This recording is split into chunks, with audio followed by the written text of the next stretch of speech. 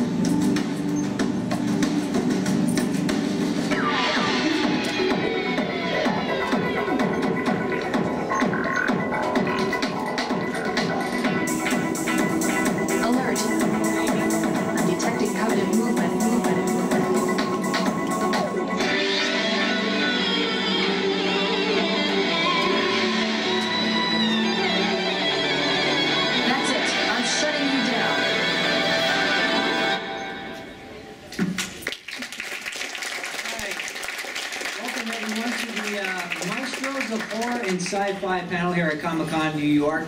Obviously, creating tension and atmosphere in today's video games is the focus of that video, and also what we'll be discussing during the next hour with our panelists here, who are responsible for those clips and a lot more that have impacted your experiences in interactive entertainment over the last several years. And obviously, we're really glad that you are here to talk about the challenges and the tactics that go into doing that, and basically the rewards of also being able to produce content like that. So anyway, I'm Daniel Kayser from Game Trailers TV and GameTrailers.com and Epic Battle Axe, and the more important folks here are the guys behind the music, so let's introduce ourselves to them. Tom Salta is right here on my left, who you've heard his music in franchises like Ghost Recon and, of course, Halo Anniversary, which we just saw there. So let's hear it for Tom.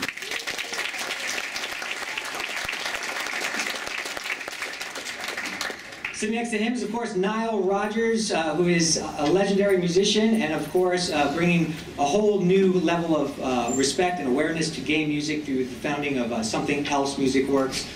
So, Nile, thanks so much for being here. It's great to have you here.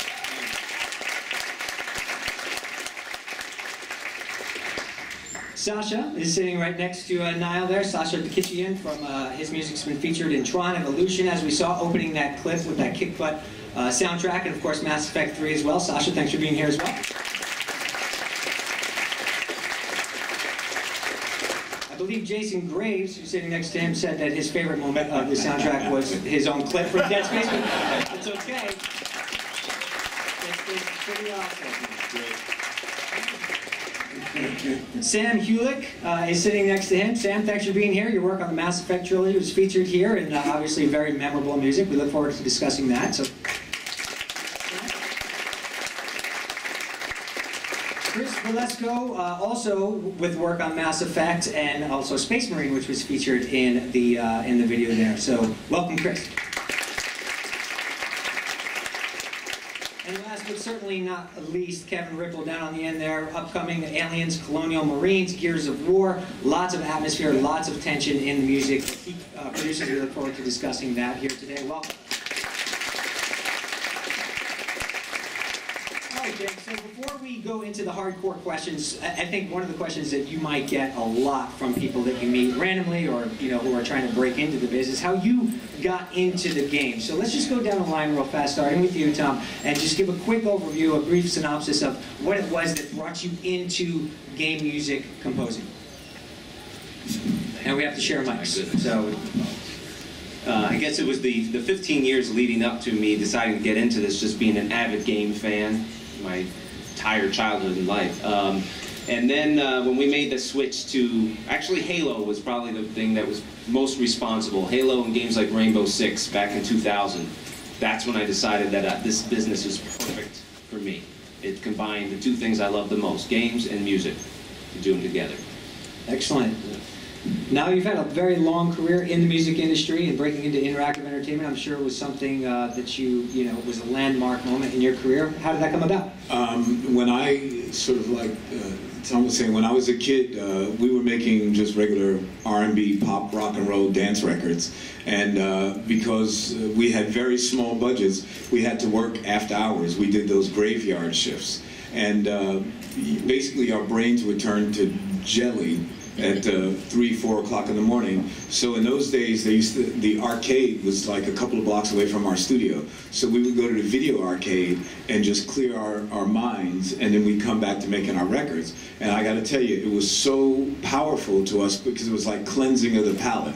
You're in the studio trying to figure out a good groove, and then you go to the video game arcade and just hear those old-fashioned 8-bit.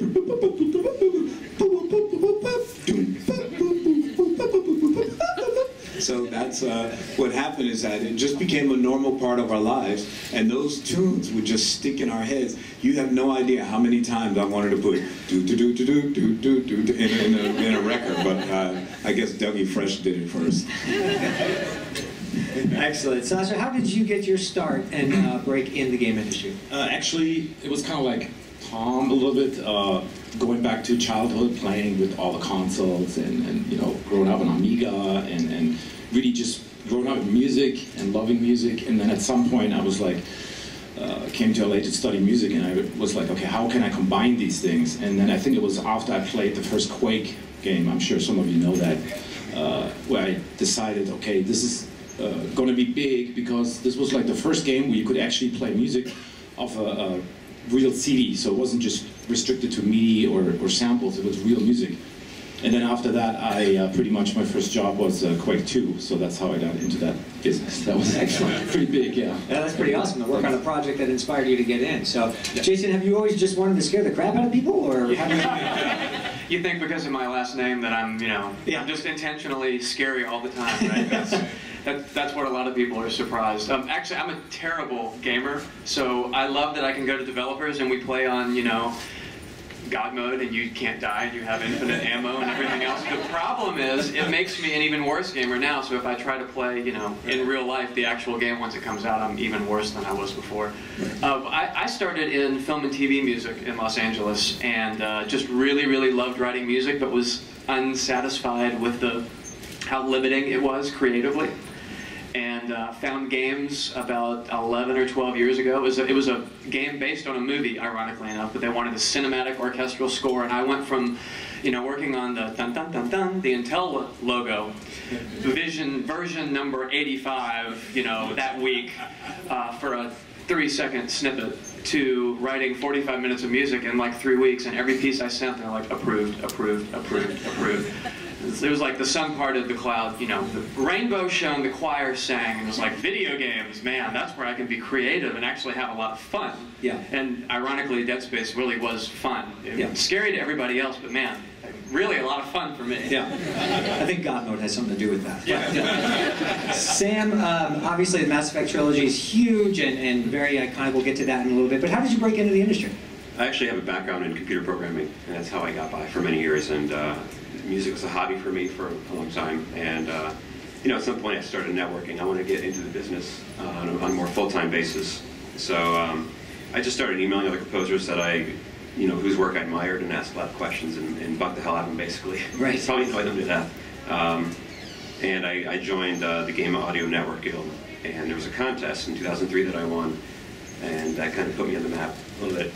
Excellent. And I worked with Tommy Talbrico on Maximo vs. Army of Sin, which I think was one of your first gigs too, wasn't it? Yeah, one of the first ones. Yeah, we were on it together. But the big break was Mass Effect, obviously. I met Jack Wall in 2004 or 5, I think.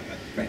And you know, he had an opportunity from BioWare that he was too busy, so he recommended me to them, and it turns out that later on he was free, so we wound up competing for the same project. And they hired him, and then the story Jack likes to tell is that when he was brought on board, and he got to hear everyone else's demo tracks, and he heard mine, and he's like, "Why didn't you hire this guy?"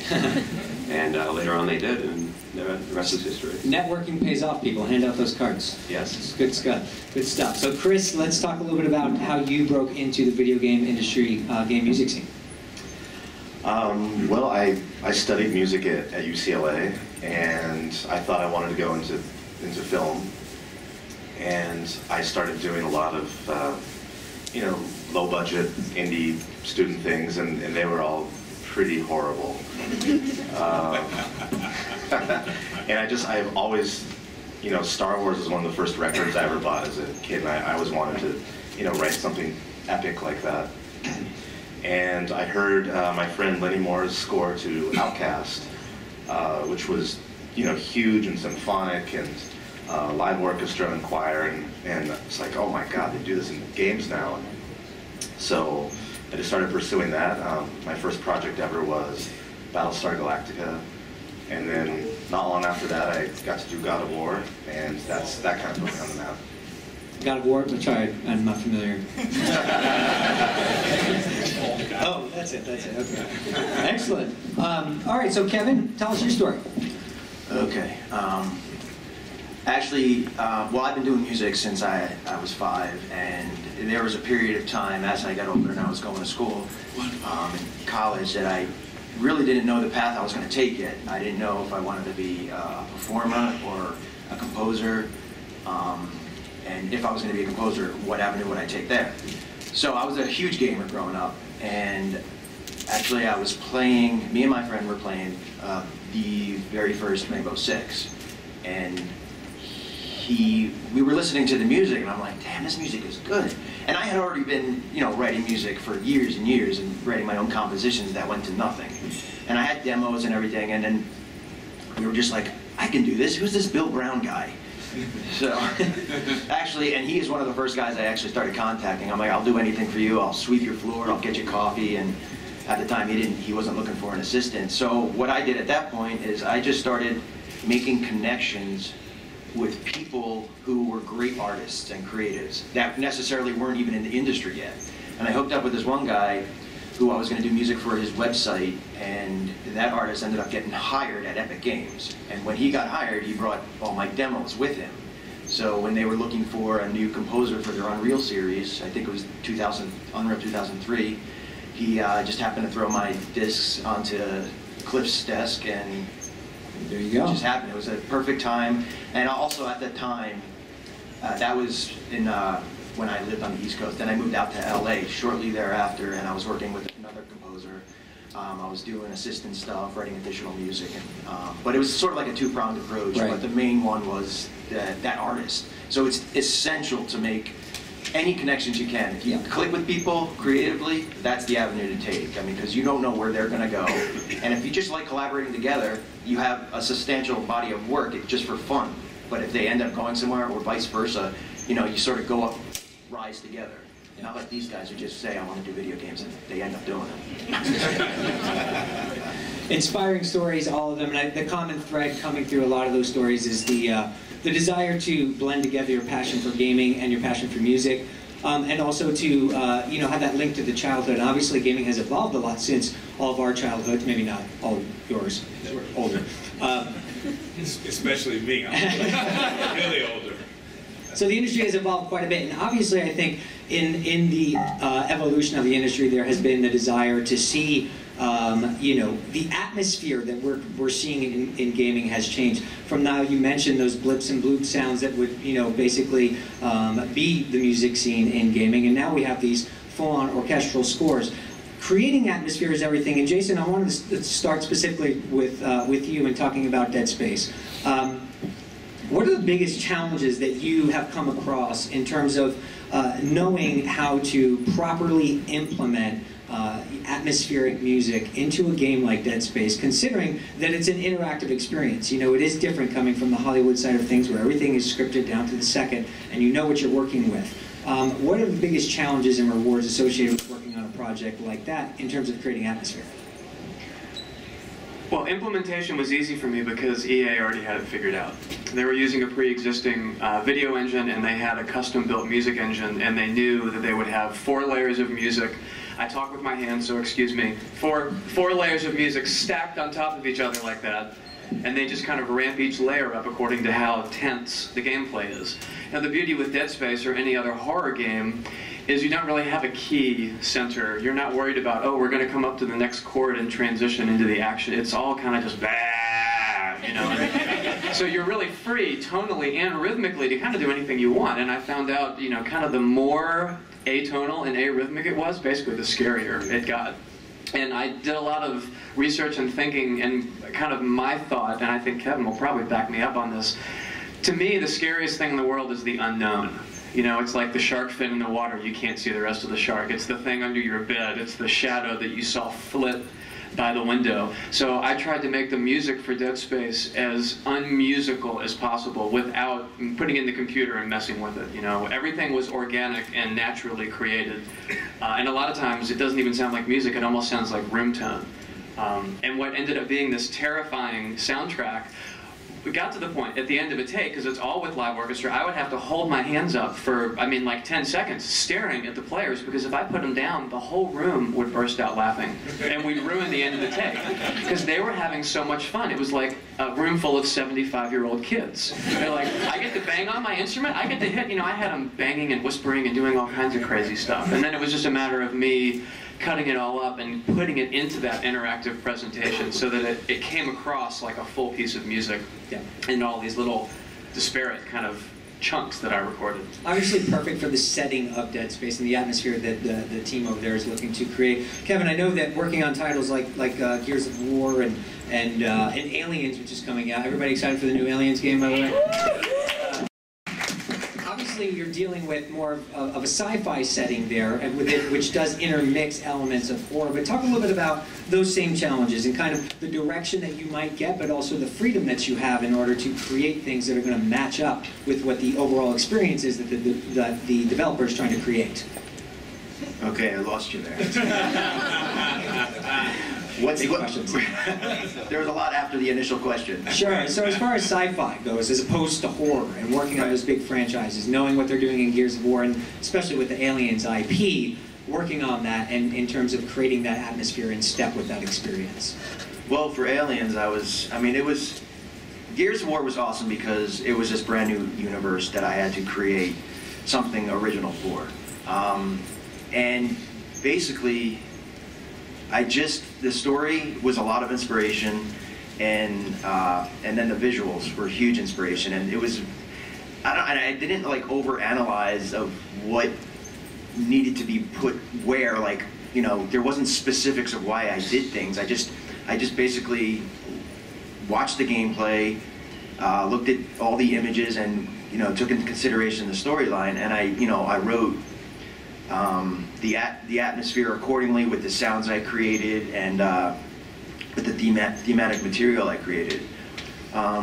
With Aliens, it was a totally different approach because we wanted to keep the music canonical with Alien and Aliens because the story takes place after Aliens. So with that, I was able to, I mean, I had 2 huge soundtracks to base my stuff off of, and they gave me the opportunity to inflect Kevin Riepl into that music. So I took Goldsmith, Horner, and myself, and we just sort of blended it all together. So there's a lot. So even with those movies, there was a lot of atmosphere and sounds already established. So I didn't mimic those to a T. I sort of took it upon myself to try to get sounds similar to that, but with the same exact approach, with very minimal melodic movement, maybe just a single hollow pad. But yeah, I mean, it was that one was a different approach from Gears of War, but they were both an immense amount of fun. So. Yeah, and obviously working with an IP like Aliens, people know it, they kind of have expectations coming in. And so, you know, Niall, I kind of wanted to get your opinion on the mainstream influence, because relatively speaking, gaming obviously is a younger medium, but, you know, having your background and having been in, you know, all different types of music, what do you think are the positive and negative things that the gaming industry needs to take away and start applying to differentiate itself?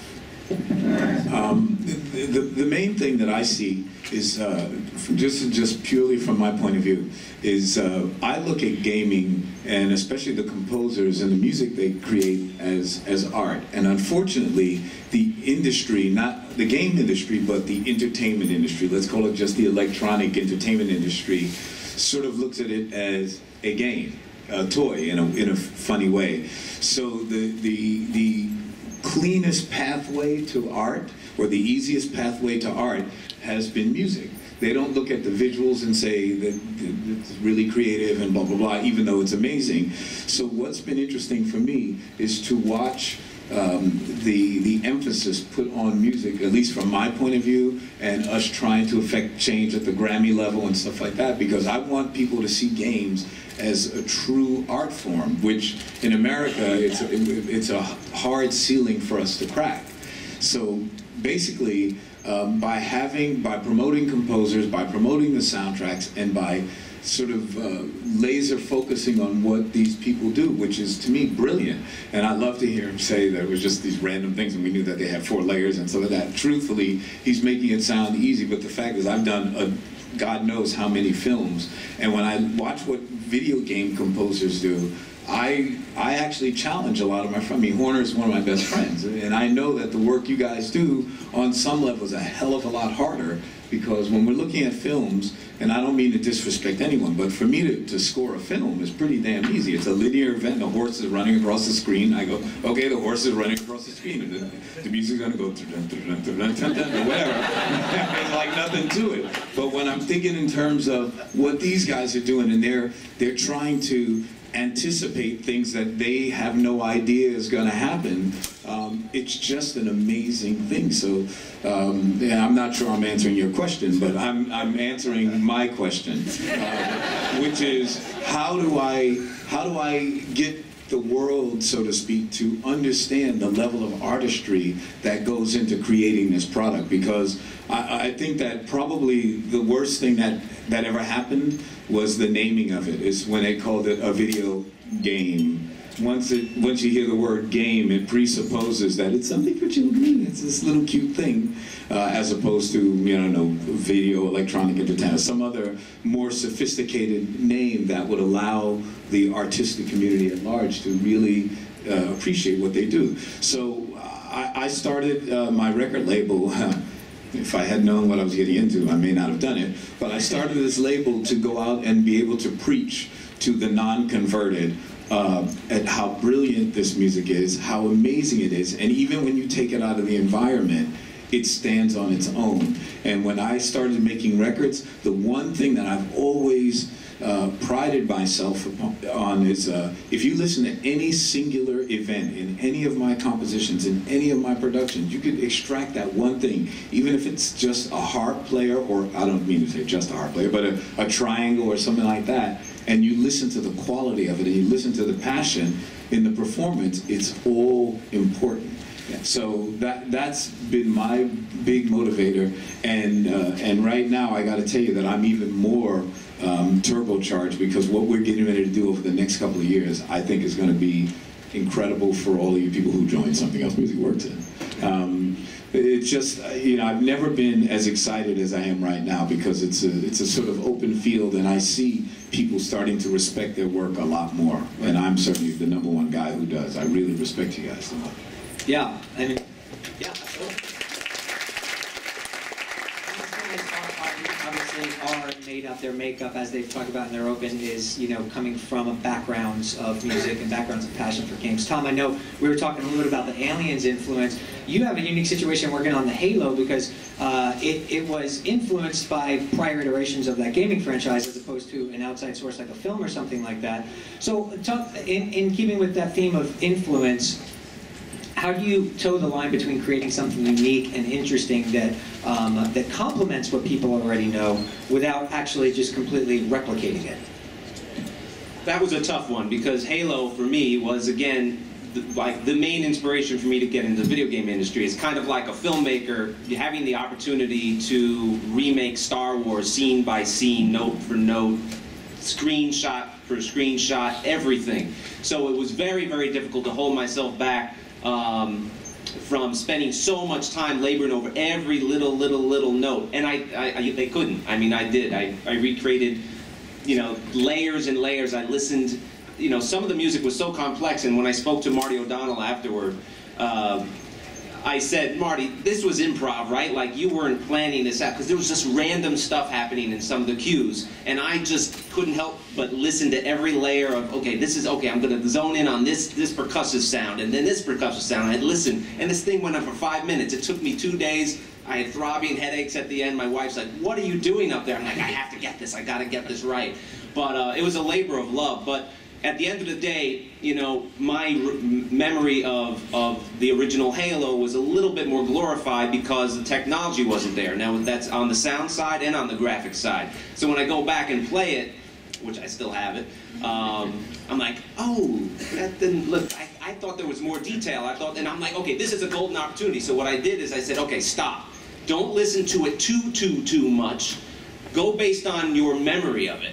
You know, it's kind of like a child going back to their grammar school, and it's like, you thought it was so timid and big and all this stuff, and then you go in and it's like, God, what? I could slap this teacher, you know, it's like, so I didn't want to, yeah, that's what I do. No. So the idea is, I think I used my glorified memory of it to say, okay, this is what I remember it sounding like, this is the feeling it brought to me. So I beefed up every part of it that I could in a way that sounded, you know, what I would want to hear now for the next 10 years. Did Marty say that it was improvising? Yes, I did. That cue, and he said, oh yeah. It's like, I could have given that to you. I'm like, oh my God, you know. But we weren't allowed to talk because it was so legal. It was just a crazy thing. But man, yeah, I was going through Korg wave stations. I'm like, okay, I'm going into the micro layers of Korg. I'm like, okay, it's boom, boom, boom. He would have said it. And he would have just said it to me. But I'm like, okay, I can't get the. I get the boom, you know, I'm like, oh my God. But anyway. So when you have that memory to pull from, it obviously is an advantage, but you know, we are very, you know, for better or worse, there's a lot of sequels in the game industry, but every once in a while new IPs come along that really start to revolutionize gameplay and also the things that can be done with music. You know, Sasha and Sam specifically on the Mass Effect franchise, that came along and kind of just, you know, it did a lot for the industry in terms of, you know, sci-fi role-playing games, in terms of just creating atmosphere and showing a unique IP in a whole different light. And you didn't have these things to pull from. So in working on Mass Effect, you know, what were the inspirations when you don't have things that you could actually go back, whether it be a prior game series or a film series? What are the things that really truly ignite you to be able to create memorable scores that exist in the Mass Effect universe? A lot of credit goes to the team at BioWare, who they really came up with the direction for the game. Back in 2005, Jack was on board first, and Casey Hudson was the director on the project. Steve Sim was the audio lead at the time. Michael Ken was also an audio lead. And those guys are the ones who basically said, you know, Tangerine Dream, Blade Runner, mixed with Jerry Goldsmith's work on Alien and Aliens, and sorry, just the first one. And so they sat us down and just walked us through the direction of it and what kind of sound they wanted. So it was a lot of research and a lot of reference material, listening to other film scores. My demo track was actually inspired by Risky Business, which is Tangerine Dream. And there's a track called Love on a Real Train, and they sent a link to it. Check this out. I'm like, all right, cool. So I sat down, I rented it and watched the whole thing, and paid attention to that scene and how it was kind of structured, this kind of multi-layered, multi-textural piece. And that was the demo track that I wrote that got me the gig, and that's the Galaxy map too. Yeah. It's actually kind of based off of Risky Business. It's kind of weird. So, yeah, that kind of set the tone for the style used in Mass Effect, which is this vintage synth sound mixed with kind of a modern orchestral, which, you know, it's been done before, but not quite with. And I guess the approach of using an older analog synth sound is kind of a new thing. Because when the soundtrack first came out, a lot of people were talking about it, how new and revolutionary it was. Like it was something that, you know, it hadn't done before. So, and then later on, Mass Effect 2, Sasha and Chris came on board. So and they did a great job. Sasha, in working on Mass Effect, you know, obviously you did have some things to live up to with the first game. And the groundwork was laid, but obviously the franchise was reaching a whole new point. Was there a pressure to be innovative and create something different while still sticking to what people were familiar with? I mean, you know, when you get a call like that, I mean, first of all, I'm a huge fan of Mass Effect, okay? Yes. It's like, you know, gamer all my life, you know, I loved Sam's work and what the other guys have done. And then, you know, me and Chris actually worked together on all the cues. When we got the call, of course, I was a bit nervous, just because, you know, people have a certain expectation of what to expect of the music, and you kind of think about, okay, I want to not disappoint those people, but I want to add my own flavor to the music, you know. So I think, you know, on top that I am a huge fan of 80s, anything related, 80s music, movies, you know, horror movies, anything. So it was sort of like the perfect gig for us, I think, you know, merging me and Chris's orchestrations together. But I think the pressure was definitely there, and but the groundwork was already there. So it was just a matter of sort of like fine tweaking it and giving it my own little touch. But so you listen to it. I think somebody on the forum said, I really like what they're doing. It sounds new, but still like Mass Effect. So I think that's mission accomplished, I would say, you know, with that. Yeah, I felt like we had a huge opportunity and responsibility coming in and, you know, trying to build on top of what Sam had already done. And for me, this trilogy, it was kind of, I mean, we didn't work on the whole trilogy, but with 2 and 3, felt like kind of our opportunity to step into something really iconic, like, hey, this is our Star Wars original trilogy. You know, yeah, it's just amazing. And I mean, you should see the amount of research that went into it. Like, holy crap, Sasha like bought all these old synths and like spent like a month of research just on reverb alone, and and then he finds like, I found the exact reverb that Vangelis used. Just a quick side note, but this is, you know, there's certain reverb, or actually it turned out there was an echo. It wasn't really a reverb that Vangelis used on Blade Runner, and I actually you know, rented that synth, the CS80. It's this huge, I mean, this thing actually need 2 people to carry it because it's so heavy and huge, but the sound of it is just something that you can't, you know, it's just, I figured if this is a gig I need to do it for, I mean, this is the gig, you know, and yeah, so we all did a lot of research, and I think in the end it was worth it, you know, shows. Yeah, you know, I think another interesting aspect that people overlook, I mean, people are always looking at the game industry, interactive entertainment, and usually the first thing they always talk about is what they see first, so graphics. We've seen the industry evolving, and horsepower and whatnot has become, you know, reached in a level where people seem gratified mostly with the graphical capabilities, although that will always be advanced. But from a technical standpoint, specifically, Chris, I wanted to ask you, what are the technical hurdles facing video game music composers? Because, you know, you think it's all about the hunt, it's all about finding that perfect sound to fit the vibe of the game, but at the same time, you know, you're talking about an interactive experience. Has there been a lot of evolution on the technical side in recent years, and are there things that need to happen to free you guys up to do a better job? That was a long question. Yes. My wife says I ask very long questions, and she, you know, so you guys are spot on with that. Well, on the technical side, you know, for me, especially when like Sasha and I are doing our combined sound, you know, I have the easier job because a lot of times we're going straight to the orchestra. So, you know, any sort of technological hurdles are, you know, they're overcome once you hit the scoring stage. Right. So what? I think you know, what's really hard is when a lot of times when developers, you know, they have like 10 tracks of movie scores, you know, that were like, you know, cost like $1 million to record or whatever, and have these budgets, and so they basically say, okay, well, make it sound like that, and then before we even go to the orchestra stage, we have to make sure that it sounds as close as possible to that, and that alone is like a technical challenge. And I think with the samples, you know, that we have these days available, and you know, custom stuff that we make, I think we're getting to the point now where we can really sort of like recreate almost like a perfect. You got a problem? No. Just kidding. Let's go. Anyways, I was just scoring your action. So I think in that regard, it got a lot better and easier to convince the developer. Okay, this is what it's going to sound like on the before when we go to the final scoring stage. You know, I think right. Kevin, did you have something? Well, yeah, I was going to add. Do you want to add? No. Well, I was going to say on the actual game design side, because the developers most of the time want the music to be interactive, especially with the technology coming up with the different type of music engines in the game engines.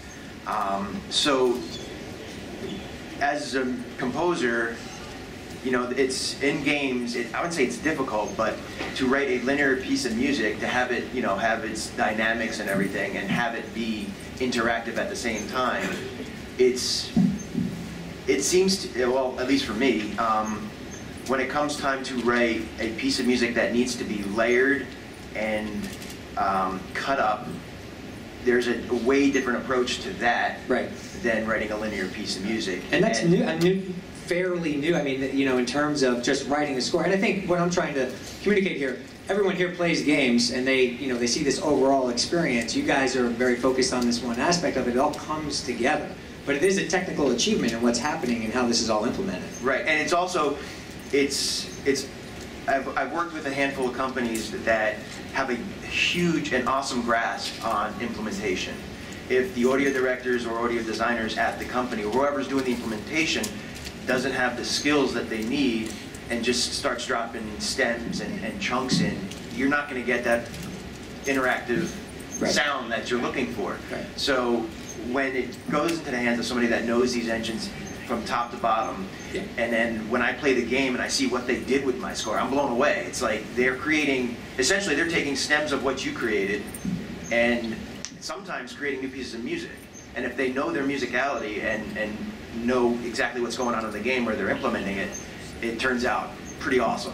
So, it really is the technology now. I know a lot of the developers I work with use Wise, which has gotten so straightforward, and you literally can do almost anything you want. I'd say, well, what if I give you a drum hit that does this, and then the strings come in when the guy runs around the corner? They're like, yeah, we can do that, just send the assets over. So it's almost to the point now where we're limited only by our imagination and the music budget.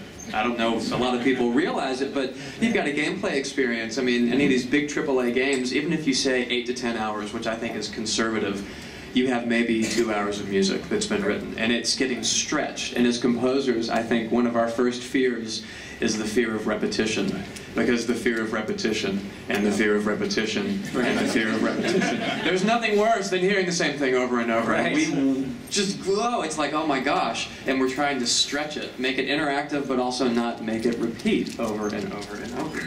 Just a quick side note, we're all kind of spoiled by this new technology, the way it works now, and it's easy for me to see it now because working on Baldur's Gate, they're still using the engine from 1998.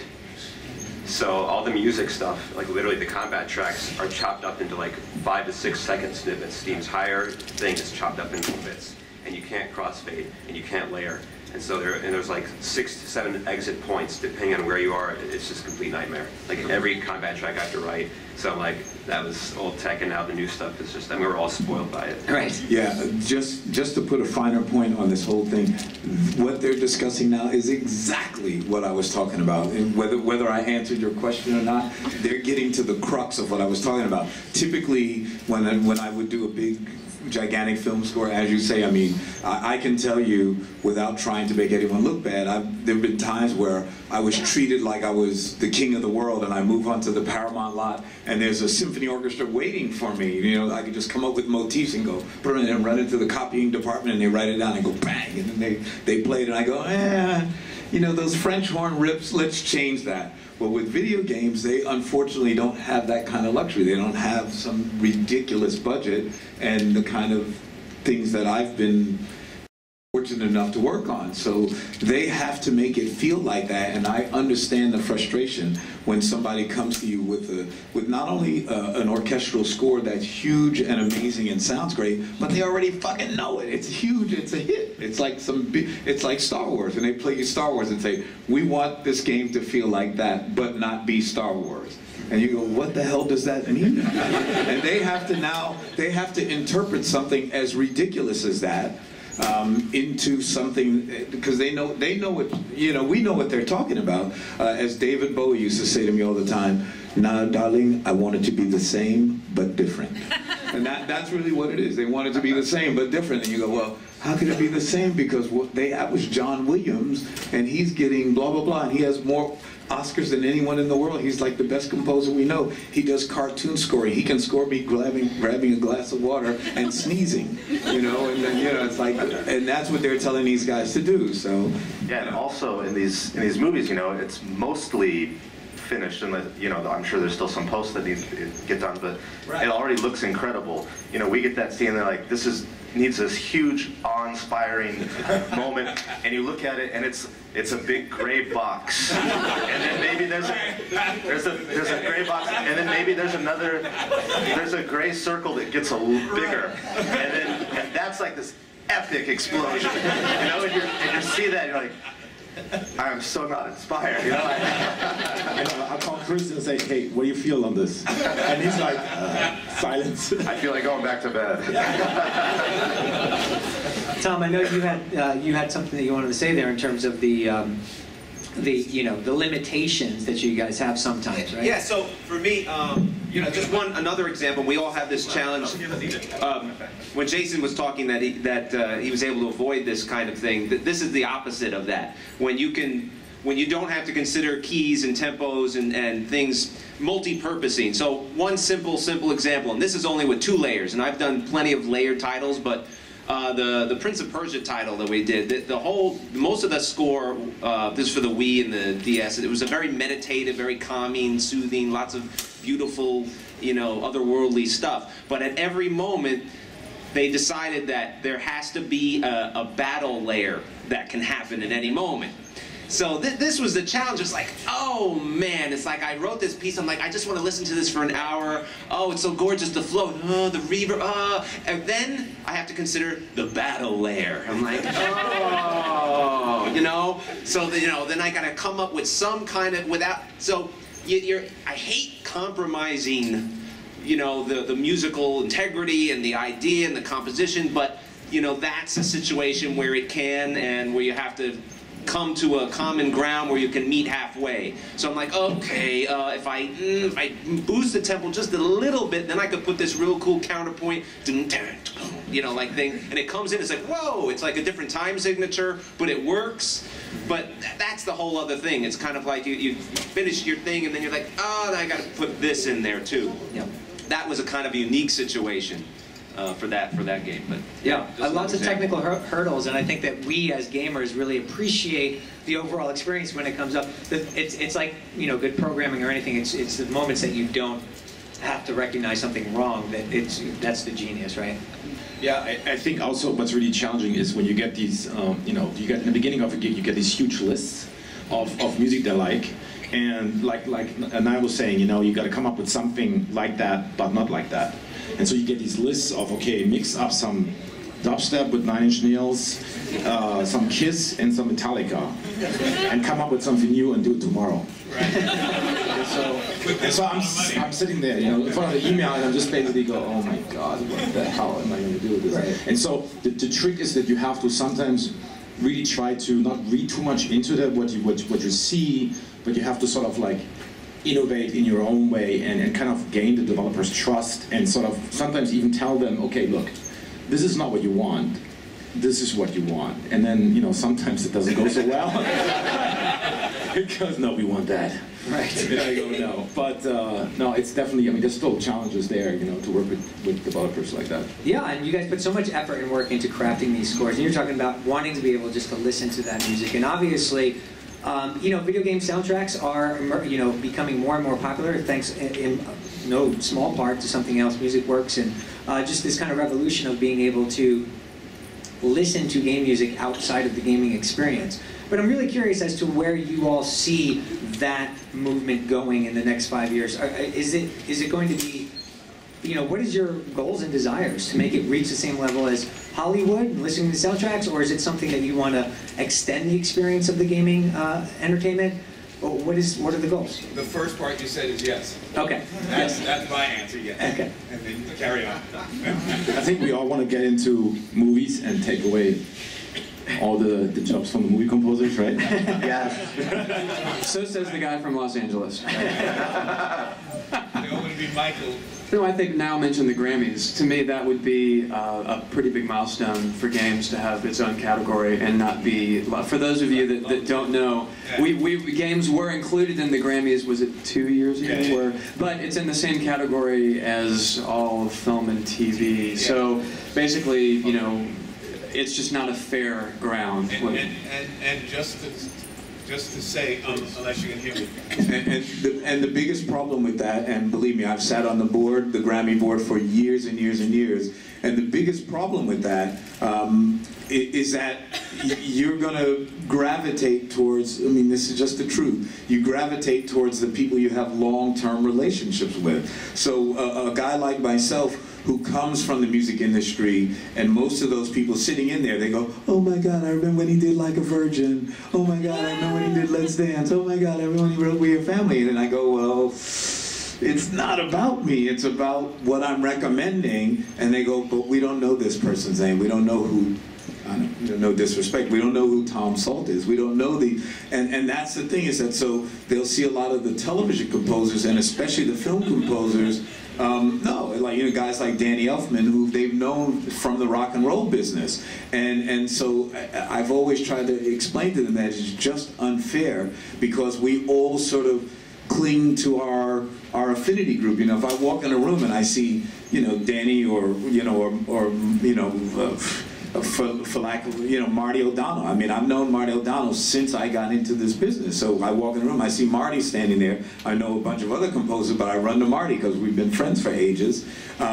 That's just normal, and it's just unfair. You know, video games need their own category, especially if they have something like, you know, as obscure as polka, and like the, you know, I'm making that up now. I think they've dropped polka finally. Not that I don't love a good polka, but you know, I'm just saying, it's just that what frustrates me is that sometimes an organization like the Grammy, I think it was Jimmy Iovine said, that, you know, moves slower than the Catholic Church. You know, once this award was designed, it was, if you look at the mission statement, it was designed to reflect the current attitude of music in this world, and it's on a higher artistic level. So you can't lump it in with something that has nothing to do. The way you score a television show is not the way you score a damn video game. It's a completely different mindset. It's totally different. And trying to get them to understand the respect, it's only a handful of people when I'm talking to my colleagues that get it. So I'm always on this mission to say, no, you don't understand what these guys have to go through, and they don't have the same kinds of budgets, and they don't have the same kind of clarity. Like you said, sometimes you're working with this, and you have to imagine, you know, when we walk in to score a film, I guarantee you, we're looking at the movie. We're sitting there. We spot the film after the damn thing is edited together, and the star is already off, you know, on the Isle of Capri or something. So. Well, and the irony with games is, I think, as composers, if we do our job well and it's an interactive score, it actually sounds like a linear piece of music. Until you go back and play it again and maybe intentionally do the exact opposite thing, and it's like, wow, well, the music didn't go into combat right there, and it did this, and I didn't hear that before. And it's like all the seams are hidden, and all the gears behind the scenes that are working. You know, it's a lot of planning.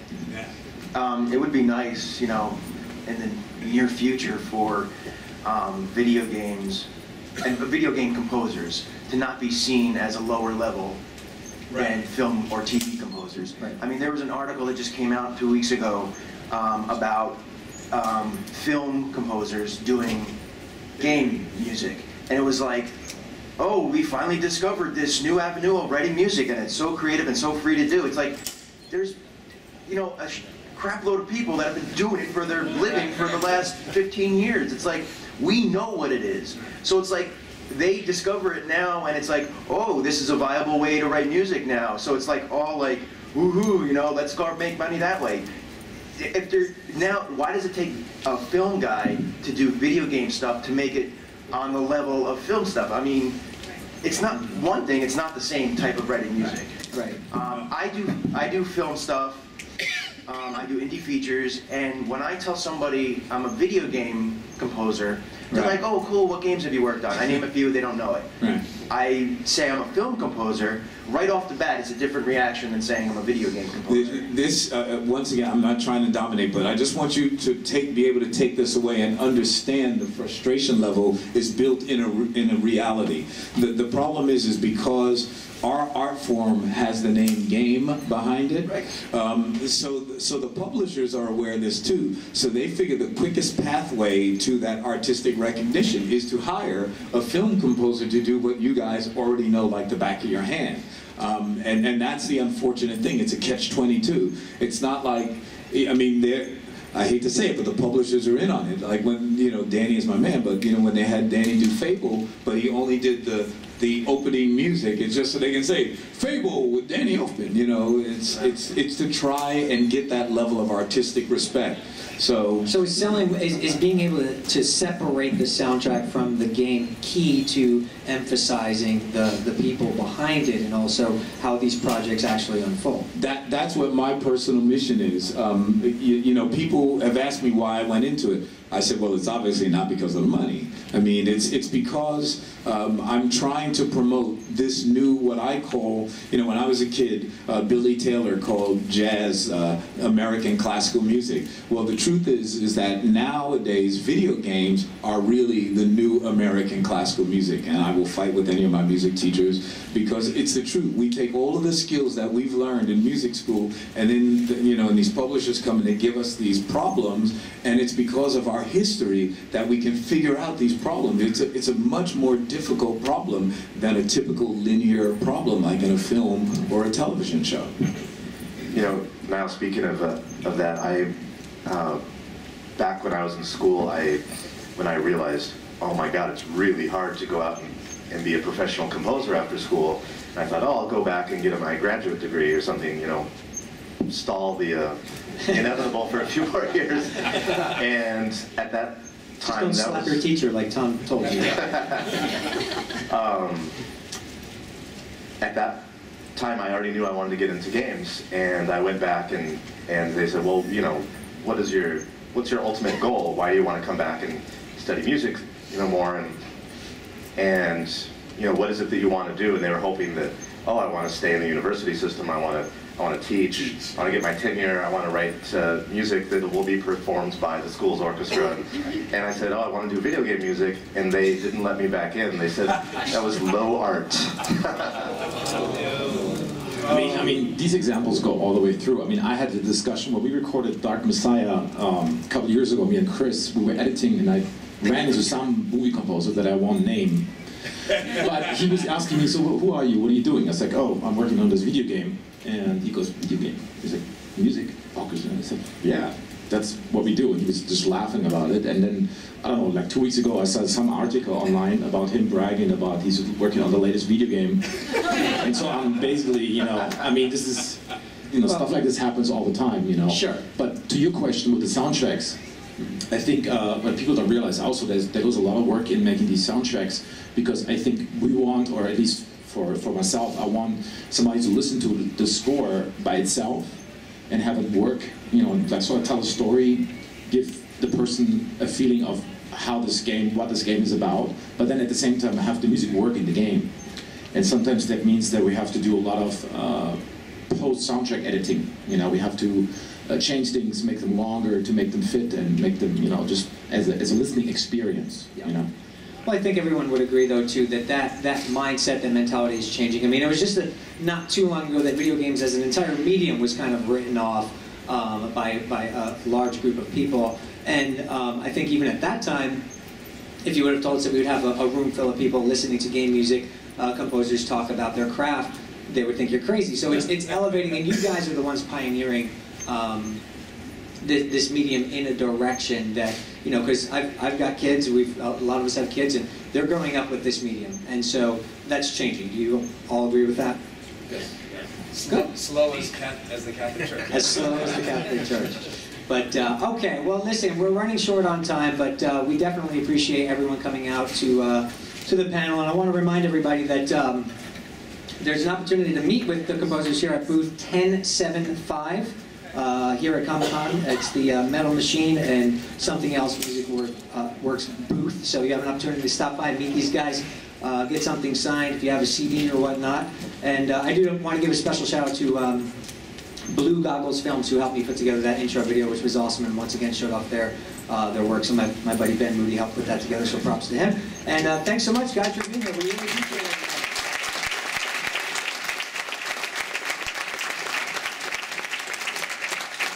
All right, enjoy Comic-Con, everyone.